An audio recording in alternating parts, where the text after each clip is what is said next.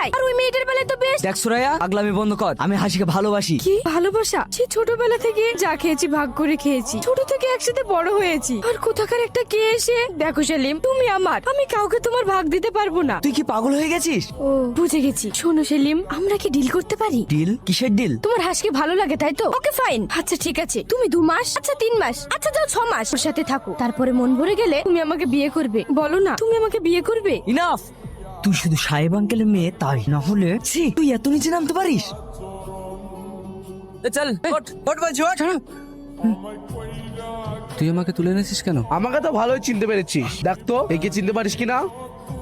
রাজা, হ্যাঁ ভাইজান। এই কলেজে 2 ভাই রাজ করবো। আমাদের সাথে যতদিন থাকবি শুধু এনজয় আর এনজয়। ভাই দেখো দেখো, কোনটা? ভাইজান দুটোই। এই নো কমেন্টস, যেটা আমার সেটা শুধুই আমার। এই ছাড় ওকে, চল অ্যাপ্লিকেশন জমা করে আসি।